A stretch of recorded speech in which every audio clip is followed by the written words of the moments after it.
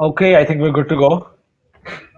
Hello, everyone. My name is Neil. I'm the Chief of Staff at DevFolio, and with us today we have Aditya Agarwal.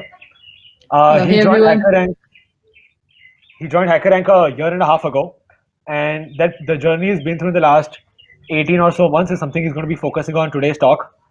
He's going to go on from like code quality, shipping, code maintenance, and how basically he's going to tell you from a engineer's perspective who works inside a mid-sized startup about what are the things you miss out on before you join these companies and which you miss out on not being real practitioners and being a pure student. There are a lot of things that young hackers usually miss out on through when they're only focusing on side projects and hackathons and other like general things that they do in college. So I think this is the gap that Aditya wants to fill here today. If you're all ready and if you can hear both of us fine, please shower Aditya with some blue hearts from the emojis down there. And we'll be taking questions after he's done with the first part of his talk. And we'll go with upvote. So please feel free to put all your questions in the Q&A tab, so it's easier for us to maintain like a list there as well. Okay, I think Aditya, you have the stage now. Feel free to share your screen. Yeah.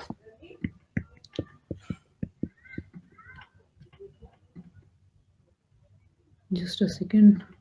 In the Q&A at the end, we'll also, if somebody really wants to come up to stage and also have a short talk and join us, feel free to raise your hands and we'll pull you right up. For everybody else, just feel free to put their questions in the Q&A and we'll just take them from the top. Hey Neil, can Handing you it over to Aditya see my now. screen? Yeah. Can you see my Yeah, we screen? can see your screen. Yeah. Please, Cool. everybody, a big round of emoji applause for Aditya. Yeah. So my talk title is Learning from 1 year of Professional Development. So I want to bridge the gap between students and professionals. As students, we build side projects and we work at internships, but but working as a full-time engineer at a mid-sized startup, there are a lot of things we get to learn. There are new technologies, there are new architectures and techniques that we learn. So I want to share those things to you today, so that you get to know these terms and you can explore them at your own pace. So the idea is that we don't know what we don't know. So today you'll get to expand your horizon and you can learn new things. So my introduction: I'm Aditya. I love experimenting on the web, and I also like to share knowledge via talks and blogs. That's why, being introvert, I'm still talking to you guys, and I've been working at HackerRank for more than a year. And just to start off, I want to show like a quick demo, like experiment I did, like I was saying. So anyone watched Queen's Gambit, they might know about this chess move. So like I like to make these short experiments as well. Uh, if you wanna see these experiments and other stuff, you can follow me on Twitter and we can chat there. So now let's begin with the talk. My talk will have three parts. First, components of quality software. Second, how we maintain code quality and how we ship features. Keep in mind, this is a mid-sized company. This is not Google level, nor this is like a 10 people company. So these are the things I know, and things can differ based on the companies. So first, components of quality software. What compromises of a good piece of software? Well, I can think of three things. First, it has to be fast. By fast, I mean it should be quick to load, and whatever action a user performs, they should be snappy. So on the front end side, I can think of things like code splitting. So idea is that when we ship our front end JavaScript to the user, now we can bundle it in one file, but the problem is they might not visit all the pages, and but so we are needlessly shipping a lot of JavaScript to them. So we can code split it per route. So we can say like whatever JavaScript is required on the home page, if it and on the about page it is different JavaScript, then that JavaScript won't load. So this is front end side. There are a lot more things like tree shaking in packages, npm packages. On the back end side, we can use things like Redis and Elasticsearch to speed up our response times. Next thing is easy to use. Now, easy to use, by that I mean that they should, like, people don't need instruction manual, big instruction manual to use your software. It should be intuitive and easy to pick. And so, for example, Slack. There, you don't need to learn a lot of things to use Slack. And so basically chat messages you can easily do, but for advanced things they give you an onboarding. So for a particular feature like how to tag people, they will tell you, okay, click on this button, then click here, then click there. So these are the things that we also implemented in our company. So for example, when we worked on the dark mode, we wanted to show users how they can turn on the dark mode on the website. So these are the things which we don't focus on in the MVPs till the MVP stage, or when we are building side projects, but this is a nice area to explore once you are a bigger company. Similarly, there is accessibility, and accessibility is really important. And I want to explore more about accessibility in this slide. So, what is accessibility? The thing, like in simple terms, what accessibility means is that uh, as many people as possible should be able to use your software. So what that I mean is, suppose you build a project. First it might just work on desktop on a big screen, then you make it mobile responsive so it works on mobile as well. Then you figure out, okay, people are using just a pointer like a mouse or a touch, but what about people who can't use those things, they can only use keyboard. How will your app work there?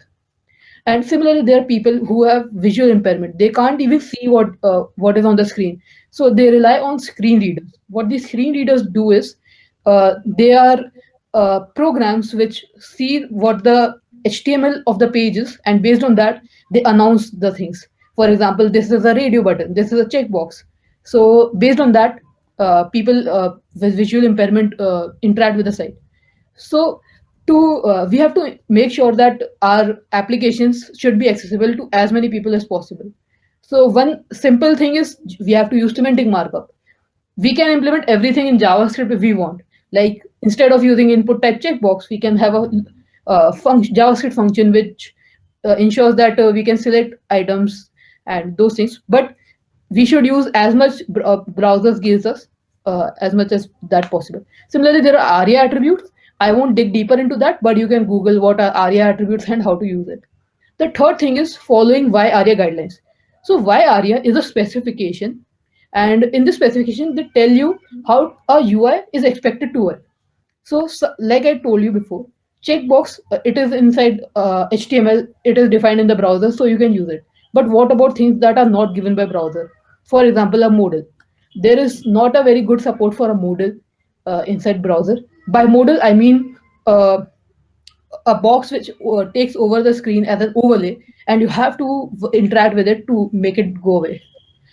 So yeah, so why ARIA is a specification which tells you how a model is expected to work and how screen readers will be interacting with it. So you have to ensure that your model implementation is following the specification. So I want to give you an example. So first is a bad model. So as you can see that in this model, let us start again. So when it is open, the focus is not in the model, it is still outside. So the people who are using the keyboard, they are not reaching to the model. Plus the people who are using screen reader, they don't even know that a model has appeared. So you have to use ARIA attributes to tell them. So this is a big, like when I was in college, I didn't even know about accessibility, that it is a thing. I just used Material UI or something which was taking these things in its own hand and it was implementing. But it is good to know what it is doing. And when you are making your custom UI, you can do this. And when we are making our components, we also take care of this, that it is accessible. Now let's look at a good model.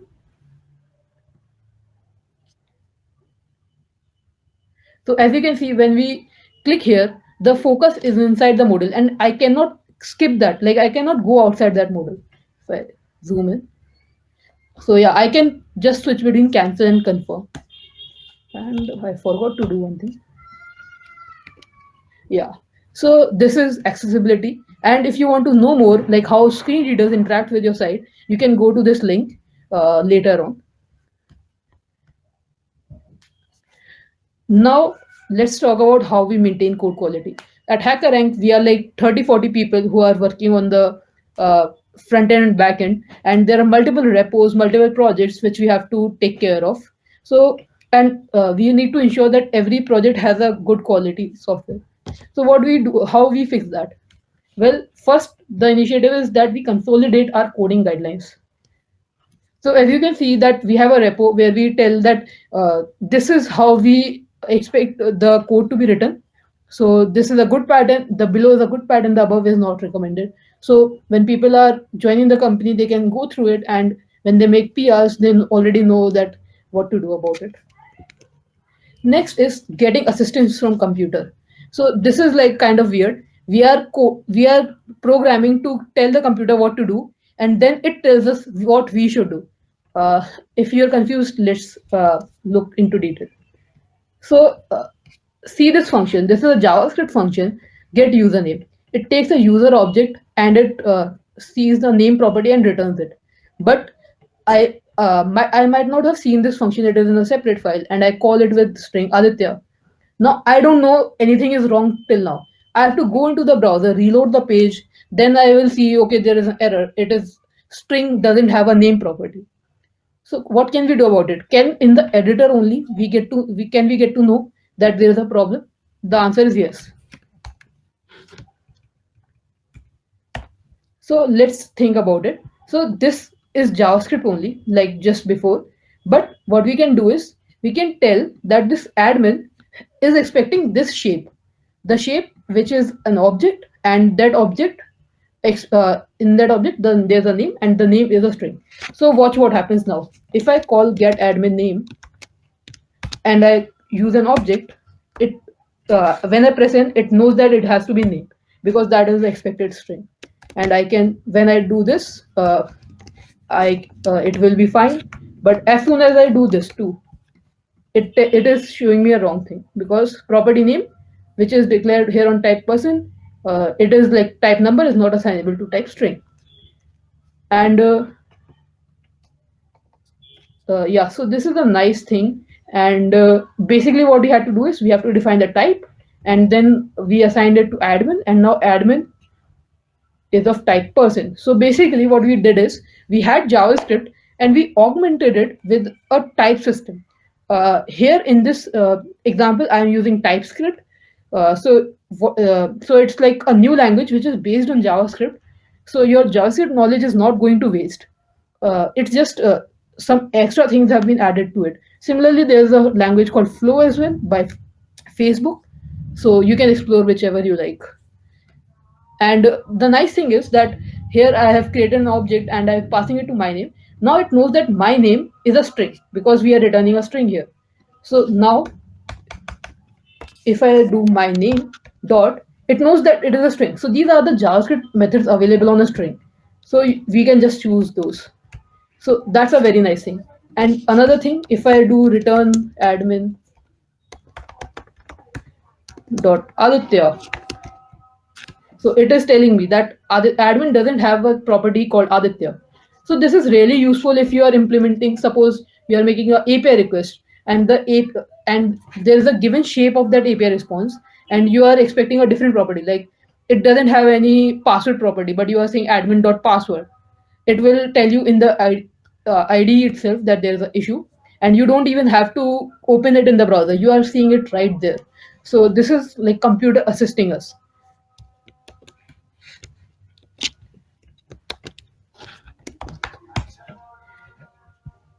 And there are a lot more things, like this is just a type system, but we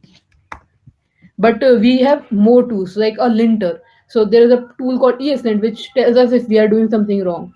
Similarly, there are Prettier which formats our code. So we can set a convention that this is how we like to format our code. So our computer is assisting us so that we can write better code. Another thing is how do we automate checking quality? So as I said earlier, there are a lot of people who are contributing. So how do we ensure that everyone's code is up to a standard? Well, this is how we do it. So as you can see, there's a GitHub PR, and as soon as we make a PR, a lot of things happen. First of all, see this, that we tell how much JavaScript bundle has changed. Like, is there any bytes that are added? Suppose it is saying that 1 MB JavaScript has been added. Now this is a cause of concern. Like, why is it so much? Turns out we have added Angular as a dependency. Maybe that's why it has increased, or Moment.js. So these are the kind of things which we have added. So this happens using a GitHub action. So it is a form of CI, continuous integration. As soon as we make a PR, we can run some arbitrary code inside a GitHub server, and it will add some stuff on the GitHub PR. Similarly, there's a linter, as I said, like ESLint, it runs ESLint on there. Similarly, there's a code climate which tells us if we have some problem like function is very large. Then we have Travis CI. What it does is that it runs our tests. I'll explain what a test. But yeah, it is also a tool which we use to see if our code is working properly. And as you can see, everything is happy, but code climate is not happy. So we can and we can see the details and we can fix that issue. So now let's come to what a test. Basically, we implemented our get admin name function, right? What if we can also write a code to test if that function is working properly? Well, that is what testing is all about. We are writing code to check our code is working or not. Yeah, seems silly at first, but it is really powerful. So let me give you an example. I'm using a tool called Jest, which has the syntax like test and expect, but there are many other tools which you can use for similar things. So an example, so get username, as we told that it will take an object and it will return the name. So what I'm doing is I'm calling get username and I'm saying expect my name to be Jon Snow. But suppose there are some bug in the get username and it is returning Aegon Targaryen.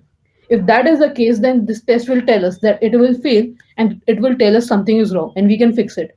Now the good thing is, suppose you implemented get admin name correctly first time and you wrote the test that it should work like this. Now sometime later, somebody changes the function to something else, and because they might want to support a new requirement, so they implemented that requirement, but that broke the previous version. Now they might not know about it, and you might also miss it, but these tests will never miss. They will tell you that previously it was expected that it should return Jon Snow, but now it is not. So having good tests is really powerful.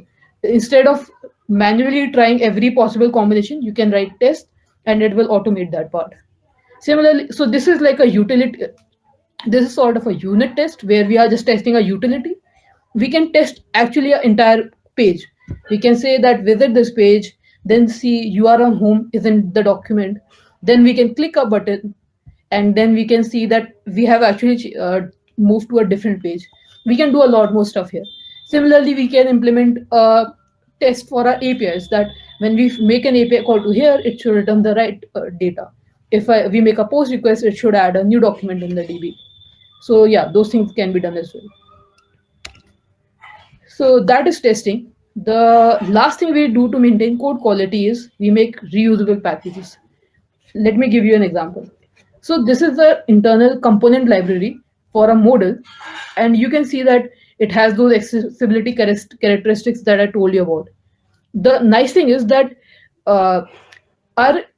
these packages have much more higher quality than our normal day-to-day code. So what we do is that suppose I want a new feature, I implemented everything in my project, then I need it at 3 more places. And after duplicating it many times, I find like, okay, this is a common thing which everyone needs. So I extract it into a reusable package. Like here we have a UIKit package which has these components, React components and JavaScript functions. So the nice thing is once they are extracted, we can make sure that this is much higher quality than our everyday code. And so yeah, and this is used by much more people than our product. So it is like a shared responsibility that everyone has. Whatever goes in this has to be vetted a lot more. And yeah, and people can test accessibility here and many more things rather than just the application code. So yeah, we extract these common things and then we keep it here. Similarly, on the backend side at HackerRank, the main thing is that there is we have a website where you can enter code and you can run it. You can submit the code and it actually runs on the server and gives you the result of the code. Now this is on this basic thing, we have a lot many products. So all these products require this service. So instead of implementing everywhere, we have a team who implements this service and maintains it. So their only responsibility is that this should function at high loads and everything.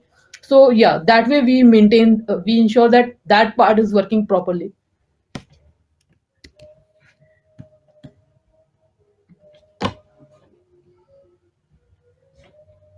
And now we are almost at the end of our talk. So how we ship features?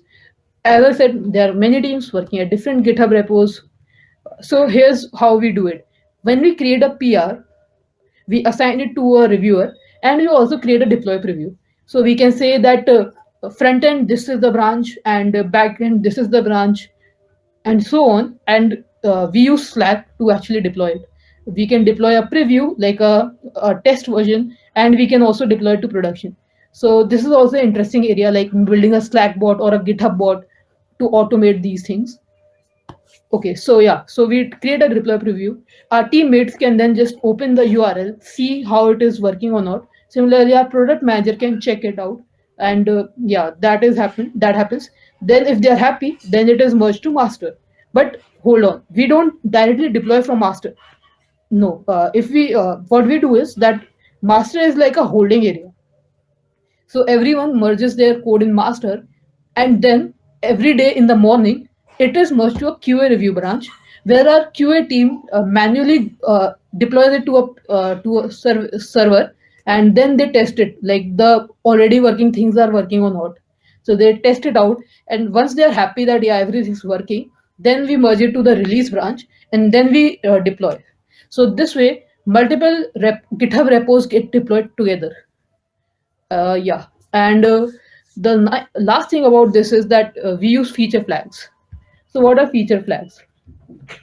uh, Imagine this, that you must have seen that big companies, they ship a feature, but some people get the feature, you don't get the feature. Suppose America, people in US have this feature, but in India you don't get this feature. What is happening is that they are using something like a feature flag. So what feature flag does is it is decouples deployment from rollout. So deploy your code is actually in on the servers, like wherever you deploy, but it is not available to the user. Now from a server, from a dashboard, you can control who should see this feature. And so you can toggle it, like you can say, yeah, this feature 100% users should be able to see it. This should be only available in India. And in the code, how it is implemented is, suppose this is our some utility, it could be on the server or on the client, and it has the is enabled function, and you can tell it a feature name, that stories feature, is it enabled for this user. And then on the server you can check that if it is not available, then API should give 404. So people should not be able to access the stories from API request. Similarly, on the front end side, you can choose that, okay, if the feature is not available, then don't render this UI. So yeah, these kind of things you can do. So the good thing is that you can do a staged rollout. You can say 20% people see it, then 50%. Now if there's a bug in your code, uh, not everyone is seeing it, only 20% people are seeing it, and you can fix it by the time, or you can move it to 0%, so everybody stops seeing that feature, and then you can fix it. Another cool thing is that suppose it takes a lot of server resources. Now if you push to 100%, it might have started costing you a lot of money. But if you do a staged rollout, you can show it to 5% user and see if they are liking that feature. If they're liking it, then you can increase. So that way you are not wasting your money. Yeah, and there is a A/B testing thing as well, which is pretty interesting. Suppose Google made a new redesign. They revamped the Google email page, Gmail page. Now people usually don't like redesigns. So to test that they are actually liking the new design, what they can do is that they can show 50% user the new UI and 50% user the old UI, and they can see how people are interacting with it. Is the user interaction dropping or is it increasing? So yeah, that can also be implemented with feature flags, and it's a pretty interesting thing. You should try to implement it yourself, feature flags. So that takes me to the end of my talk. If you want to see more about me, you can visit my website adi.netlify.app/me. and you can go to /Twitter to see my Twitter. Yeah, so this is the end of my talk.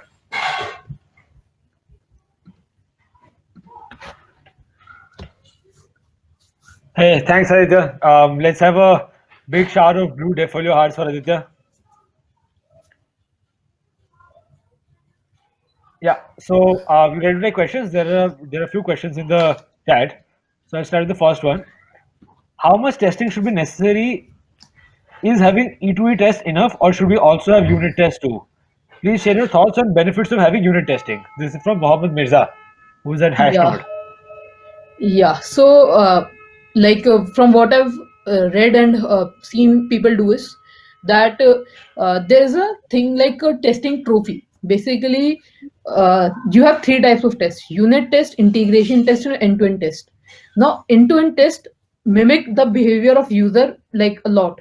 So, just like how a user visits a page and then you are not restricting anything, you are not mocking the database or anything. So if that so that is like the best thing, because that is what matters, that user are able to use the site. But they are very hard to write, and you can't, if you write 100 end-to-end tests, first of all it will take a long time to write, plus it will take a long time to run. So on every PR running end-to-end test is costly. You have to write your the entire infrastructure of your project has to be deployed on a server to test end-to-end. So yeah, so the best thing you can do is definitely write end-to-end test for your core services, which is very like the core flow. Like for HackerRank, it would be like the people can submit the code and they get the result, and after that they can write integration test. So the backend can have its integration test that just make an API call, the database is interacting correctly. Similarly, on the front end, we can say that if we pass the right props, the entire page is rendering correctly. So that way we can, that is much faster than writing in end-to-end test, but it gives us less confidence. The last thing is unit test. So those are useful when you have a utility which takes like a lot of arguments and it does a lot of behavior. So you just want to test that in isolation, that it should work in all cases. So there you can just do a unit test for that. So because integration test can't cover all cases, so their unit tests are good. So my idea is that end-to-end tests, definitely some end-to-end tests should be there. Lot of integration test, and for specific stuff have unit test. And another question we've got from Gyan is, any chance that the HackerRank API is coming back? I don't think so. It is coming back. Sorry to disappoint you, Gyan. Yeah, that's the two questions we had. If there's anybody else, we have some more time. Please drop your questions in the Q&A tab under session on the right hand bar.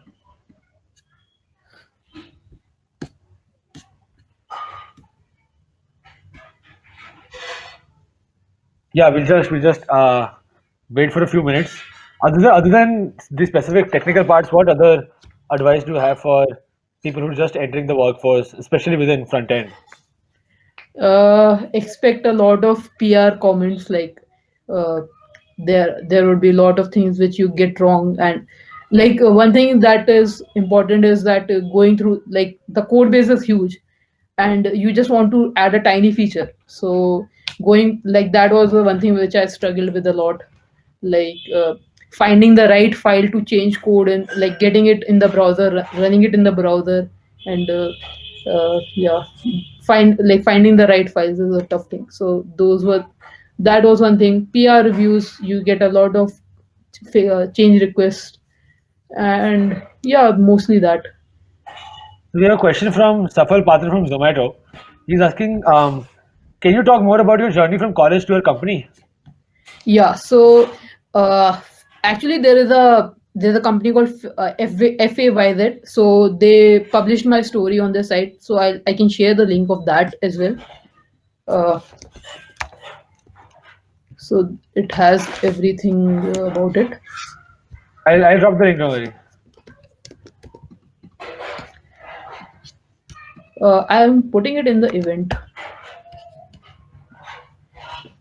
So the short thing is that I started my internship like in the first year. I got into a college society. The seniors were very helpful, and they told me like about Google Summer of Code and what are the domains. I was pretty interested in the front end side. So like after the first year vacation, I did remote internship. Then I kept on doing internships, and then I did Google Summer of Code.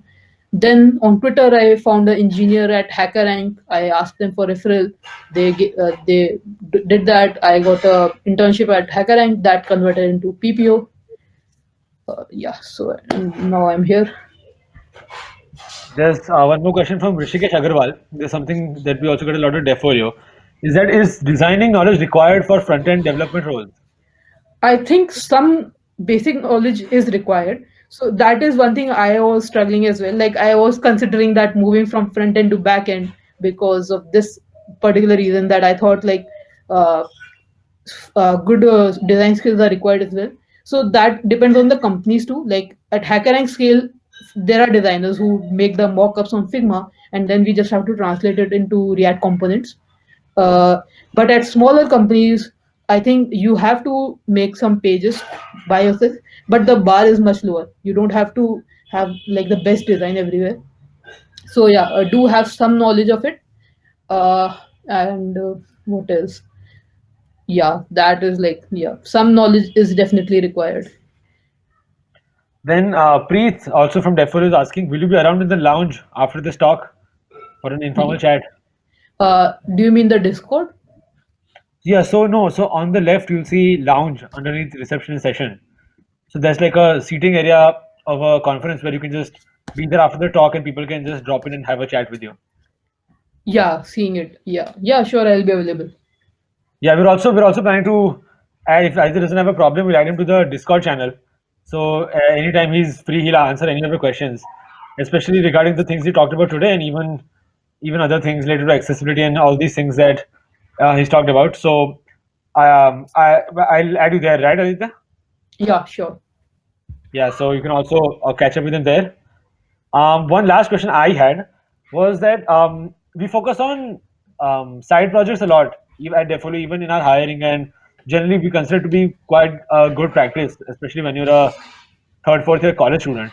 So I'm also assuming you've also seen and done a lot of college projects in your time in college. Yes. So Yeah. looking back, what big lessons do you have on a few things? One is how do you pick what to make a project on, and two, what are mistakes that young people make while choosing or making their side projects? Like how should you approach side projects differently with the Yeah. benefit of hindsight? If you can tell everybody something.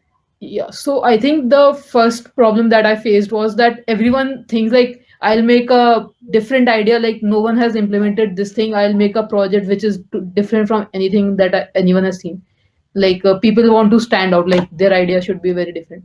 Uh, but the problem with that is that there is already so many things you have to take care of, like implementing the back end or the front end, finding people to work with to implement it. So at this stage, I think the best thing is that you should make clones of already existing projects. Suppose you uh, make a clone of Gmail, you get to so the thing is that you can focus at one problem itself and rest you can copy. For example, if you are learning JavaScript and you want to implement Gmail, you can just copy the design. You can copy the HTML, like the CSS part, see how they have implemented, and just focus on the JavaScript part and implement that. Then you can implement the backend part. Uh, but if you think of a like a different product itself, then you have to focus on everything, and which can get overwhelming. So I think first make clones of these things, then try to build a totally your project, so that way like step by step, I think that is the way I would do things. So Prashant Patel from Triple IT Kalyani is asking, what's the right way to go about learning a new framework? So what I do is that I watch some videos on YouTube, like React introduction and something, but I try to get to making a project as quickly as possible. So uh, I just read a blog about how to make a to-do MVC app on with React and MongoDB APIs, and then I start like copying some code from there. I implemented mostly. I like I don't copy paste. I see what is in the article, then I write it out. That way, there is some muscle memory that I develop because of that. That writing it out yourself, although you are just copying from the screen. Later, I don't, but I don't stop there. If the article has stopped, but I try to add a new feature there. So suppose it doesn't have a like feature, I'll try to add that. So that way, what happens is you learn a lot more things than the tutorial, and yeah, and it gives you the confidence that yeah, you actually learned something instead of just copying. So that's how I learn any new framework. Interesting. Vashish Bhushan from Rerev is asking, is Redux necessary for front-end React developers? This is like a very, I'm also very conflicted about it. So the thing is that Redux used to be very necessary with React at first, but now there are many tools which are, and plus Redux is not necessary for a small company. So Redux become like Facebook created Redux for their it's like Redux is based on Flux, which Facebook created for their needs. So a smaller company doesn't need something like a Redux thing. But what happened was that React had some few things missing, and people just use Redux. Now companies are using Redux, although they don't need it. And so yeah, people who want to apply to a company, it will be beneficial if Redux is on their resume. But from a technical standpoint, like from a development point, I don't think Redux is necessary. There are a lot of new tools that are simpler and just do what you want, and not and Redux is like yeah, at the side project scale or at a small company scale, Redux is then overkill.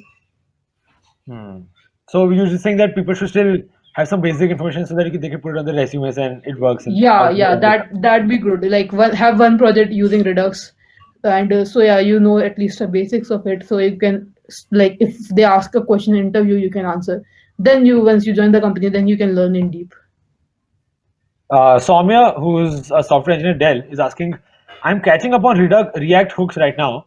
Do you have any favorite resources to learn resources you liked for hooks?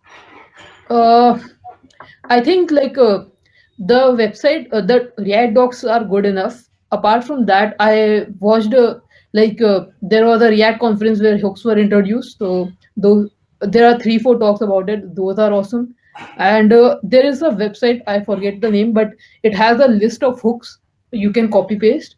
So that way you can see that okay, how to implement this thing with hooks. And I see if I actually gave a talk where I refactored a class component to hooks. I'll see if I can find it. I'll share with Soumya. Yeah, in the Discord channel with you in it, please feel free to drop all these resources you talk about. And anybody, if you missed out on anything, just feel free to put the question there again. So it's also fresh in his mind at the time. Then we have a question from Sanchit Hegde. According to your analysis, is WebAssembly gaining interest in the recent days? Yeah, WebAssembly is like a really hot topic, but it's like I think after 5 years we'll right now it is like experimental stage. People are doing stuff like Figma is a tool which uses WebAssembly for have for making a design tool in the browser. If they did it with HTML and CSS and JavaScript, it would not perform that well. So yeah, WebAssembly has a future definitely, but it's like an experimental thing right now. People, you are not necessary to do WebAssembly, but yeah, it'd be a pretty interesting place to explore. Then we have one more question from Safal from Zomato. He's asking, have you used Recoil and how does it compare to Redux? You might Yeah, also just so want to give us one liner about Recoil and Redux, just for the sake of those who are not yeah, so proficient with these. yeah, so Redux is implemented on the basis of Flux architecture, and in Flux architecture you have like a dispatcher and a reducer, dispatcher, and view. So like if I go into Redux more detail, it would be like a entire talk itself. But basically, dispatch you are mm, passing a message like create to do. Then in the reducer you can see like okay, if it's a create to do, there is a object. In that object you can add the to do. So your entire app has this one object called a store, and from the reducer you return the new data for the store. So that way you're updating. So you have one store. and reducer is like a pure function where you are telling which what is the new store value. Recoil came from a different perspective. They said, what about if we, instead of a big store, we have small atoms, and we can compose these atoms to make bigger atoms. So the idea is that suppose you have 10 atoms and only you update only, so basically atom, imagine like small objects which are reactors. So if you change something in the atom, its value, if you, it will re-render. So if React, you can say that I am using these two atoms. So only when these two atoms update, your React component will re-render, and you can create bigger atoms from these smaller atoms. So they are really useful when you implementing something like Excalibur or Figma, where there is like a how do I say? There are a lot of updates happening. Like if you imagine like a box dragging from left to right, there's so many move events happening. So instead of storing it in Redux, it is much better to store in Recoil. But that said, Recoil is like a, it is still a niche thing. It is also made for Facebook needs. So I can't say like how they compare. Company wise, it is still like Recoil. I don't know if any company apart from Facebook is using it. Uh, People are a lot more like Redux is still the market leader. Then we have a career oriented question after launch. So Ayush Gupta, who's a React Native developer at First Cry, he's asking, how do you get in pro mode with PRO and capital? How do you get in pro mode? I have medium level knowledge of React JS and React Native. How do I get a senior role? So the thing is, I'm also a junior developer only, so I can't say for sure.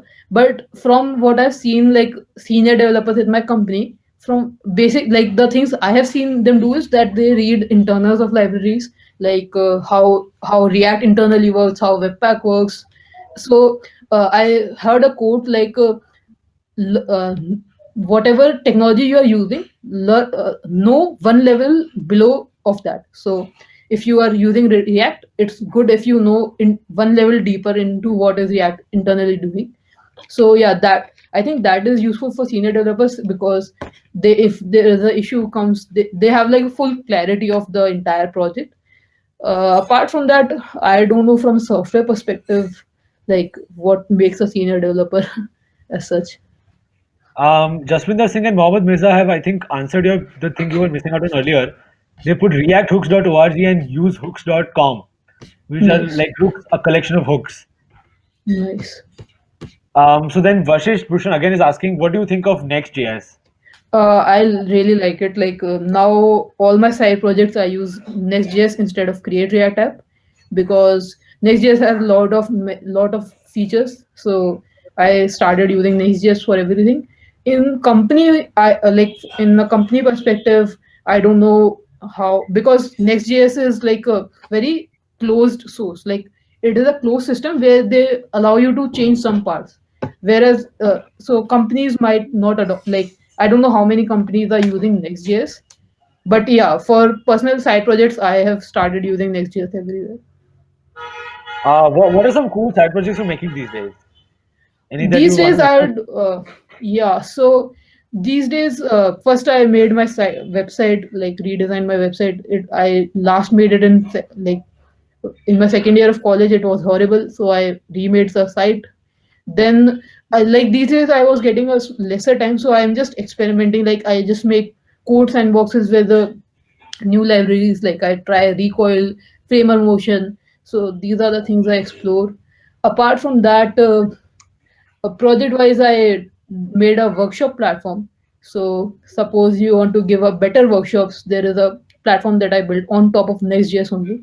But yeah, I'll drop a link to that. Yeah, for sure. And I think this is the last question of the day. But also just out of our hour, it's okay. We have one more. We'll just take both. Devansh Rawat from DSC BVB Pune is asking, when quick question, when to prefer class-based components over functional components? So like mostly you don't need class components now. Function components are good enough. In case there are lot of reference like instances you need, like pusher like there are third-party services which you have instances of, then it is easier in class component to store. So at that place I use class component. And there is also a thing called error boundary in React, which is not supported in function components, so you can use class component there. Apart from that, I think function components are good enough for most cases. And last question from Bhavan Kumar from IIIT Dharwad is, for a hackathon, how do you select a project? As you said before, to clone for practice. Yeah, for hackathon, yeah, that is a hard question because most of the ideas I suggested in, like, when I went to hackathons with my teammates, most of the ideas that I suggested got rejected. So mostly my other teammates used to decide ideas. Yeah, and apart from that, many hackathons have the theme there. So yeah, that is it. And apart from that, yeah, I don't have a good answer for that, like how to select a hackathon idea. If I can jump in on that for an in-out specific answer, of course there are no themes or tracks that we have, but what we're focusing on this year is making things that are useful for the most number of people. So we'll also be launching our ideas board today on the Hackers Guide on Notion, and we should also talk to people, talk to companies, talk to other places where people put out their ideas where they want small tools and projects for their personal use. And if you think that is something that's broad based enough, that a lot of people actually need this, but it's not big enough for anybody to make a lot of money out of it, and hence it's not being made. You focus on these small projects and small tools. So if you can make a really useful Chrome extension, even that will like take you far this and out, because with quadratic funding you can get more people to pay you 10 rupees each for something like this, and the more people who support your project, the more prize money you'll get. So I don't know. I don't. There's no general answers about that I have for what to make at a hackathon. But if you're asking specifically for what to make at in-out, that's the one line answer I would have for that. With that, I think that's it. Okay, I think there's one more question for me. What would you say about a product that people not necessarily want, but it is a need? So I don't know. It's sort of hard to understand the question. It's a need, but people don't want it. So I think one way to see it is, if it's something people need, that means aren't like, people don't know that they want it yet. So once they realize that this is something that is available, I think more people will be more than happy to pay you 10 rupees once they realize that, oh my god, this is solving a big problem. Like this happened to me recently, and I put this idea in the Notion idea board also. Is that I have a lot of bookmarks in Twitter, and I also use bookmarks for one purpose, which is to save all articles in the long term, and two is also to have a week-on-week daily reminder when I'm just driving and I can't read something. I just put in a bookmark. So what I wanted is, I wanted a tool to export all my bookmarks into a separate Notion doc or a Word document. So this is not something that I really wanted, but then I realized that I needed it, and and I also know that this is not something that people can actually people will actually make a big product out of it, because it's not, whatever, very crudely put, there's not a lot of money in this sort of product. So not a lot of people are in this. But oh, thanks, Ayush. I look into it. Basically, look for small problems like these, um, which are small tools and projects which you can make, which are actually useful for a lot of people in a hackathon. And it might not be as big as a side project, and might not be as big as a company to be made out of it. So focus on these things that people usually miss out on. I'd like to add on to that. What I have done is, like, I scratch my own itch. Like if something I need for myself, I just implement it, and at least it has one customer. So yeah, so I do this, that I make for myself and I share it on Twitter. If anybody else like it, they can also use it. So, and like, there's a company called Basecamp which has this thing that they implement everything for themselves, and so they don't have to do user research because it is for them. So they know what they need, and turns out it was needed by much more people. Yeah, even Paul Graham talks about this a lot. That just solve your biggest problem, so you don't need to do a lot of user research. Um, I think that's it for today. If you ever need to get back in touch with Aditya, feel free to get in touch with him on Twitter, and we'll also add him to our Discord. And if there's anything in our specific you want to talk to me about, please feel free to get in touch with me on Twitter, or anybody from the Defolio team. I'm at Neil Shroff on Twitter, and or you can just message us on the Defolio Twitter ID. Thank you. Thanks, Aditya, for coming here. It was great seeing your presentation, asking questions, and I hope everybody else also had a lot of fun. Please let's start Aditya again with some blue Defolio hearts. Yeah, I think we got sort of lucky that they also their default heart option is also blue, and there's also the Defolio color. Yeah. Okay, I think that's it. Thank you.